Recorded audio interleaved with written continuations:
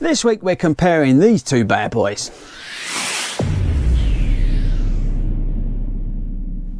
Hey, what's up guys, and welcome back to Fordy Runs. Now if this is your first time at Fordy Runs, I want you to smash that pink button down there that says subscribe on it. Go to our Facebook page and join the Fordy Runs running community, and check out the description, there's loads of cool things down there. Right, so this week we're checking out the Glideride versus the Evoride, so let's get stuck in. Right folks, so if you missed the video earlier on in the week, I did a sort of first impressions kind of thing review of the Evoride, which I was super excited to get on the channel. Why? Because I absolutely love the Glideride. Comparing the two, and this is why we're here, this is a lot lighter, a lot faster, and it's just more of a performance, maybe a little bit strong, but it's just a faster shoe. 8.8 ounces, it's got this new engineered mesh upper, it's got a decent amount of structure, it's got the Outsole technology like the Glideride, it's got a decent grip outsole, and yeah, it's just fantastic. You get the flight foam midsole as well, so you get that nice bit of cush, but you get with the rocker, you get a nice transfer of energy, which is fantastic.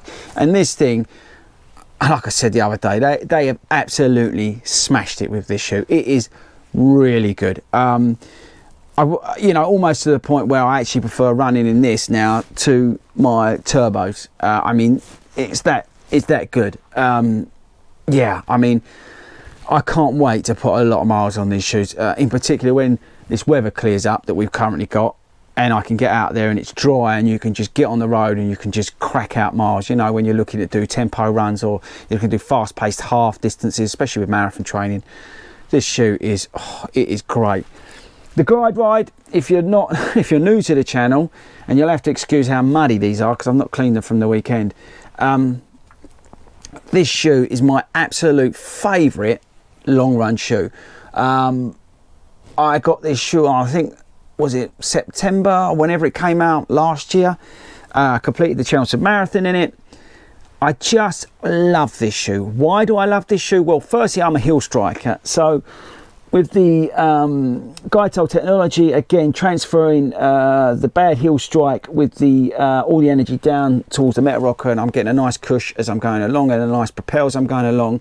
I'm saving my ankles a little bit with the structure of the shoe with the Outsole.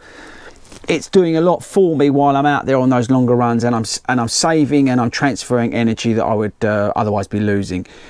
It's a comfortable place to be, as you'd expect with Asics, more traditional heel area. You've got a nice cushioned tongue, decent lacing, very good upper on it. The only problem is, which I mentioned the other day when I did the review on the Evoride, it was quite heavy.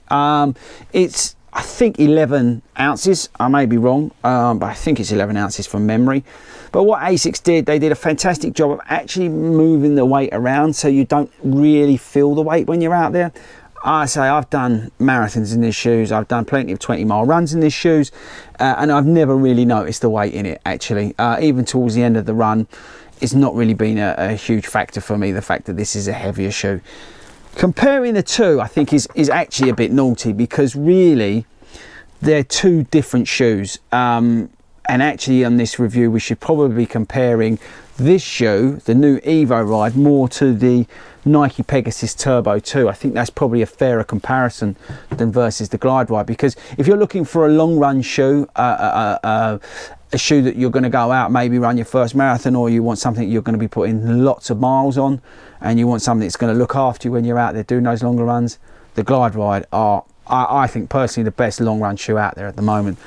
If you're looking for something with pace, let's say you want to race your marathon, or you want to race your half marathon or 10k or whatever, I think a fair comparison is the Turbo 2 versus the Evoride. With regards to weight, they're about the same. They both come with a very good mesh upper. This has obviously got the React, Nike Zoom X and React in it, in the midsole. The outsole, I would say, is better on the Asics. The lacing is better on the Asics, but the area around, let's say like the tongue and around the heel, I like that minimalistic feel on a racier shoe compared to the Asics. But for pound, personally, I would rather wear this shoe on a faster half marathon, and I would rather wear this shoe on, let's say, a faster 10k, if that made any sense.